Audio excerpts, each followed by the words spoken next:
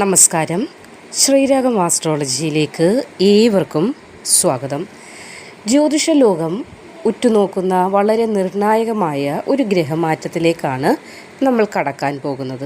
അതായത് 2026 ഏപ്രിൽ മാസം 2-ാം തീയതി വ്യാഴാഴ്ച ഉച്ചകഴിഞ്ഞ് 3:37 ഗൃഹാധിപനായ ചൊവ്വ മീനം രാശിയിലേക്ക് സംക്രമിക്കുകയാണ്.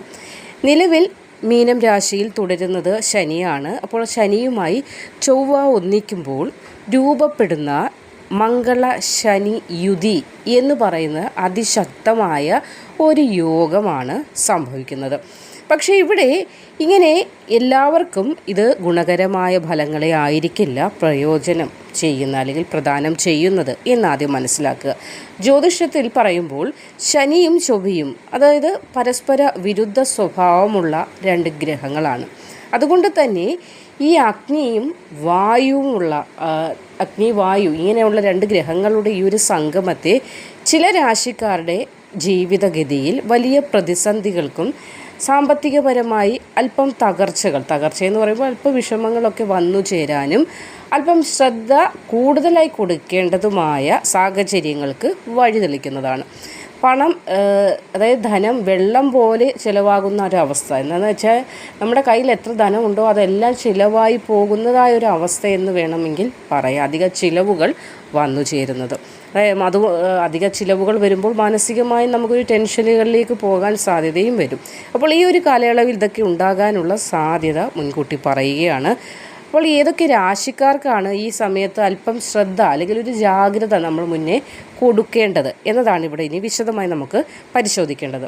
അപ്പോൾ ഈ രാശിഫലങ്ങളിലേക്ക് കടക്കുന്നതിന് മുൻപായി ഗ്രഹസ്ഥിതി ഈ ലോകത്തെ എങ്ങനെ ബാധിക്കുമെന്നത് കൂടി നമ്മൾ മനസ്സിലാക്കേണ്ടതുണ്ട്. അതായത് ശനി മീനം രാശിയിൽ നിൽക്കുന്ന ഈ ഒരു സമയത്ത് അവിടേക്കാണ് ചൊവ്വയുടെ വരവുണ്ടാകുന്നത്. അപ്പോൾ പ്രകൃതിക്ഷോഭങ്ങൾക്കും അതേപോലെ തന്നെ രാഷ്ട്രീയമായി നോക്കുമ്പോൾ പോലും ചില അസ്ഥിരതകൾക്കും ഒക്കെ കാരണമായേക്കാം എന്നൊരവസ്ഥ കൂടിയുണ്ട്. പ്രകൃതിക്ഷോഭം എന്ന് പറയുമ്പോൾ വലിയ ബുദ്ധിമുട്ടുകളെന്നല്ല, ചെറിയ രീതിയിലുള്ള ചില കാലാവസ്ഥാ മാറ്റങ്ങൾക്ക് പോലും ഉള്ള സാധ്യത കാണാം. അപ്പോൾ ഇവിടെ ജ്യോതിഷ കണക്കുകൾ പ്രകാരമുള്ള ചില കാര്യങ്ങളാണ് ഇവിടെ പറഞ്ഞത്.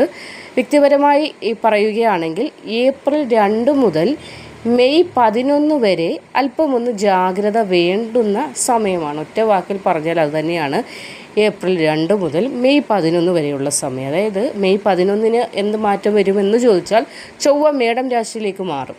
അപ്പോൾ ഇതിൻ്റെ ഒരു തീവ്രത നമുക്ക് കുറയുന്നുണ്ട്. അപ്പോൾ ഈ ഒരു സമയത്ത് ഓഹരി വിപണിയിലാണെങ്കിലും വലിയ നിക്ഷേപങ്ങൾക്കൊക്കെ ആണെങ്കിലും നമ്മൾ ഒഴിവാക്കേണ്ട ഒരു സമയം കൂടിയാണ് ഈ മെയ് 11 വരെയുള്ള ഉള്ളിലുള്ള സമയം. ഏപ്രിൽ 2 മുതൽ തുടങ്ങി മെയ് 11 വരെയുള്ള ആ ഒരു കാലയളവ്. അപ്പോൾ ഇനി നമുക്ക് ഏറ്റവും കൂടുതൽ ഇത് ബാധിക്കാനിടയുള്ള രാശിക്കാർ ആരൊക്കെയാണെന്നൊന്ന് അറിഞ്ഞിരിക്കുന്നത് ഉത്തമമായിരിക്കും. അതിലാദ്യത്തേത് മേടം രാശി തന്നെയാണ്. മേടം രാശിയായ അശ്വതി, ഭരണി, കാർത്തിക നക്ഷത്രക്കാർക്ക് അവരുടെ രാശ്യാധിപൻ തന്നെ വരുന്നത് ചൊവ്വയാണ്. അപ്പോൾ ചൊവ്വ 12-ാം ഭാവത്തിൽ ശനിയുമായിട്ടായിരിക്കും ചേരുന്നത്. അതുകൊണ്ട് തന്നെ അനാവശ്യ ഒരു ദേഷ്യം കൂടുതലായി വരാനും ഏതെങ്കിലും കാര്യങ്ങൾ അതായത് നമ്മൾ ആലോചിക്കേണ്ടതായ കാര്യങ്ങൾ പോലും ആലോചിക്കാതെ എടുത്തു ചാടാനുള്ളൊരു തോന്നലുകൾ വന്നേക്കാനുള്ള സാധ്യതയുണ്ട്. അപ്പോൾ അത് മുൻപേ പറയുകയാണ്, 2-ാം തീയതി മുതലൊരു മാറ്റം വരുന്നുണ്ട്. അതുകൊണ്ട് തന്നെ ഏത് കാര്യങ്ങൾക്കും നിങ്ങളുടെ ഭാഗത്തുനിന്ന് ഒരുപാട് തവണ ആലോചിച്ചിട്ടേ തീരുമാനങ്ങൾ എടുക്കാവൂ. പെരുമാറ്റത്തിലൊക്കെ ചില മാറ്റങ്ങൾ വന്നെന്നിരിക്കുക. അതായത് ഇന്നലെ വരെ ശാന്തമായി കാര്യം പറഞ്ഞ ആളാണല്ലോ ഇന്നെന്തോ ഇത്ര ചാടിക്കടിക്കാൻ വരുന്നു എന്ന് അറിയുന്നവർ പോലും ചോദിക്കുന്ന ഒരു സ്വഭാവമൊക്കെ വരാനും കുട്ടികളോടാണെങ്കിലും ഒന്ന് പറഞ്ഞ് രണ്ടാമത്തെ അവരെ തല്ലുന്ന രീതിയിലേക്കൊക്കെ പോകാനൊക്കെയുള്ള സാധ്യത വരും. അപ്പോൾ അതൊന്ന് സൂക്ഷിക്കണം. പണം ചിലവാക്കുമ്പോൾ വളരെയേറെ ഒരു ശ്രദ്ധ കൂടുതലായി കൊടുക്കേണ്ടതാണ്. കരുതി വെച്ച ധനങ്ങൾ പോലും ചില കാര്യങ്ങൾക്ക് എടുക്കേണ്ടതായ ഒരു അവസ്ഥയൊക്കെ വന്നു ചേരും. അപ്പോൾ അതൊക്കെ ഒന്ന് സൂക്ഷിക്കണം. അടുത്തത് കാർത്തിക, രോഹിണി, മകീരം വരുന്ന ഇടവം രാശിക്കാരാണ്. ഇടവം രാശിക്കാരുടെ കാര്യത്തിലേക്ക് വന്നാൽ അവസ്ഥാനത്താണ് ഈ ഒരു സംയോഗം നടക്കുന്നത്. പാപഗ്രഹങ്ങളുടെ സാന്നിധ്യം അപ്രതീക്ഷിതമായി ചില ചെറിയ തിരിച്ചടികളൊക്കെ നൽകും എന്നതൊഴിച്ചാൽ കുഴപ്പങ്ങളൊന്നുമില്ല. സുഹൃത്തുക്കളുമായിട്ടൊക്കെ വാഗ്വാദങ്ങളിലേക്ക് പോകാതിരിക്കാൻ ശ്രദ്ധിക്കുക. പ്രത്യേകിച്ച് ബിസിനസ് ചെയ്യുന്ന ആളുകൾ, പാർട്ട്ണർഷിപ്പിലൊക്കെ ബിസിനസ് ചെയ്യുന്നവരാണെങ്കിൽ സാമ്പത്തിക ഇടപാടുകളൊക്കെ നടത്തുമ്പോൾ കൃത്യമായ രേഖകൾ സൂക്ഷിക്കാനായിട്ട് ശ്രമിക്കുക. അല്ലാത്ത പക്ഷം പിന്നീട് ആ രേഖകളെക്കുറിച്ച് ചോദിച്ച് ഉള്ള പ്രശ്നങ്ങളിലേക്ക് പോകാൻ സാധ്യതയുണ്ടാകും. നിക്ഷേപങ്ങളൊക്കെ നടത്തുമ്പോൾ അല്ലെങ്കിൽ പുതിയതായിട്ട് ഏതെങ്കിലും കാര്യങ്ങളിലേക്ക് ഇറങ്ങാൻ തുനിയുന്നുണ്ടെങ്കിൽ ഏപ്രിൽ 2-നും അതേപോലെ മെയ് 11-നും ഇടയിലുള്ള സമയം നിങ്ങൾ അല്പം ഒന്ന് ശ്രദ്ധിക്കണം. അല്പമല്ല, നല്ല രീതിയിലൊന്ന് ശ്രദ്ധിക്കേണ്ട സമയമാണ്. ഇനി മൂന്നാമത് കന്നിരാശിയാണ് വരുന്നത്. ഉത്രം, അത്തം, ചിത്തിര വരുന്ന കന്നിരാശിക്കാർക്ക് 7-ാം ഭാവത്തിലായിരിക്കും ഈ ഒരു മാറ്റം നടക്കുന്നത്. അപ്പോൾ ഇവിടെ നിങ്ങൾക്ക് വാ അടച്ചിരിക്കുക എന്നൊരു ഉപദേശമാണ് തരാനുള്ളത്. അതായത് ആരുമായും അധിക സംസാരങ്ങളിലേക്കോ കാര്യങ്ങളിലേക്കോ പോകാതിരിക്കുക. വാക്കുതർക്കങ്ങൾ വരാനോ അല്ലെങ്കിൽ കുടുംബത്തിൽ തന്നെ ഒരു ദേഷ്യക്കാരൻ എന്ന പട്ടം പലരാൽ മെയ് 11 വരെ ചാർത്തി കിട്ടാനുള്ള ഒരു സാധ്യതയും കാണുന്നുണ്ട്. പങ്കാളിയുമായിട്ടൊക്കെ ഒരു വിട്ടുവീഴ്ച മനോഭാവം കൂടി ഉണ്ടാക്കിയെടുക്കേണ്ടത് വളരെ അത്യാവശ്യമാണ്. നമ്മൾ പോലും അറിയാതെ നമ്മുടെ കയ്യിൽ നിന്ന് പോകുന്ന ഒരു അവസ്ഥ എന്ന് പറയാറില്ല, അതൊക്കെ സംഭവിക്കുക. അതുകൊണ്ട് മുൻപേ നിങ്ങൾക്കൊരു ജാഗ്രത എടുക്കാൻ വേണ്ടി ഇവിടെ പറയുകയാണ്. ഇനി അടുത്തത് 4-ാമത് രാശി വൃശ്ചികം രാശിയാണ്. വിശാഖ, അനിഴം, തൃക്കേട്ട നക്ഷത്രക്കാർക്കും നിങ്ങളുടെ 5-ാം ഭാവത്തിലായിരിക്കും ശനി ചൊവ്വ സംഗമം നടക്കുന്നത്. ചിലവുകളാണ് നിങ്ങൾക്കും ബുദ്ധിമുട്ടായിട്ട് വരാൻ, അല്പം നിയന്ത്രിക്കാൻ പറ്റാത്തതായ ചിലവുകൾ വന്നേക്കാം. അതേപോലെ തന്നെ ആഘോഷങ്ങൾക്കോ ഒക്കെ വേണ്ടി നമ്മൾ മാറ്റി വെച്ചിരുന്നതായ ചില കാശുകളുണ്ട്. നമ്മൾ പറയാറുണ്ട്, മക്കളുടെ കല്യാണത്തിന് അല്ലെങ്കിൽ വേറൊരു കാര്യത്തിന് നമ്മൾ മാറ്റി വെച്ചിരുന്ന കാശാണെങ്കിൽ പോലും പെട്ടെന്ന് അത് എടുക്കേണ്ടതായ ഒരു അവസ്ഥ, ഡെപ്പോസിറ്റ് ചെയ്ത പണങ്ങളാണെങ്കിൽ പോലും ചിലപ്പോൾ ഇത് മുൻപേ എടുക്കേണ്ടതായ ചില അവസ്ഥകളൊക്കെ സംജാതമാകാനുള്ള, അതായത് പണം അധികം ചിലവുകൾ വരുന്ന ഒരവസ്ഥ എന്ന് തന്നെ ഒറ്റ വാക്കിൽ പറയാം. അപ്പോൾ മെയ് 11 വരെ, അതായത് ഏപ്രിൽ 2 മുതൽ മെയ് 11 വരെ നിങ്ങൾ ഈ പറഞ്ഞിരിക്കുന്ന രാശിക്കാരായ ആളുകൾ, ഇനി ഒരു രാശി കൂടിയുണ്ട്, നിങ്ങൾ ചെയ്യേണ്ടത് അമിതമായ ചിലവുകളിലേക്ക്, ധനപരമായ ചിലവുകളിലേക്ക് പോകാതിരിക്കാനുള്ള നിങ്ങളുടെ ഭാഗത്തു നിന്നുള്ള ജാഗ്രതയാണ് വേണ്ടത്. ഇനി പൂരുരുട്ടാതി, ഉത്രട്ടാതി, രേവതി, മീനം രാശിക്കാരായ ആളുകൾക്ക് നിങ്ങളുടെ സ്വന്തം രാശിയിൽ തന്നെയാണ് ഈ ഇവിടെ ഗ്രഹമാറ്റം സംഭവിക്കുന്നത്. അതുകൊണ്ട് തന്നെ ജാഗ്രത നിങ്ങൾക്കും അനിവാര്യം തന്നെയാണ്. ആരോഗ്യപരമായി ശ്രദ്ധിക്കണം, മരുന്നുകൾ കൃത്യമായി കഴിക്കുക. എന്തെങ്കിലും ബുദ്ധിമുട്ട്, പ്രത്യേകിച്ച് ഈ മൈഗ്രെയിൻ അതേപോലെ BP ഒക്കെ ഉള്ളവരാണെങ്കിൽ പ്രത്യേകം ഒന്ന് ശ്രദ്ധിക്കേണ്ടത് അത്യാവശ്യമാണ്.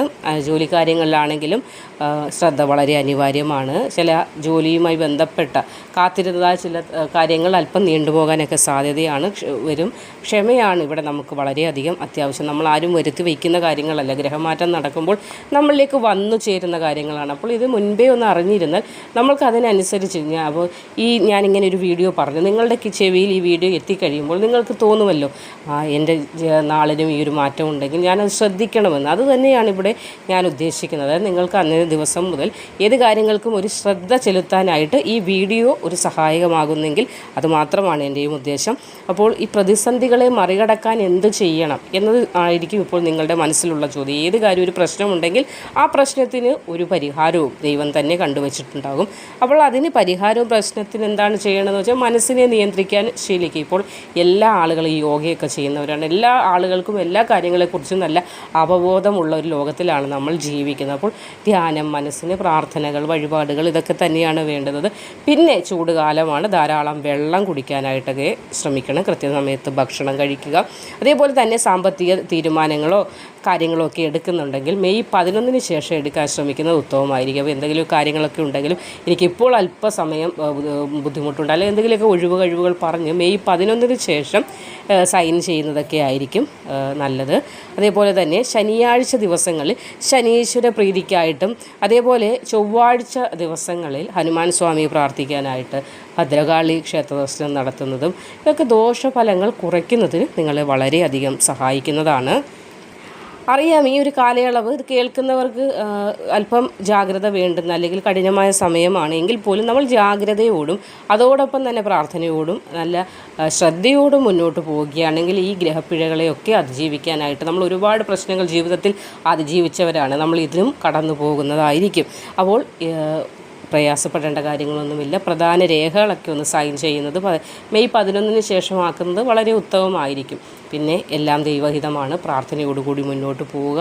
മറ്റൊരു വീഡിയോയുമായി കാണുന്നത് വരെ നന്ദി.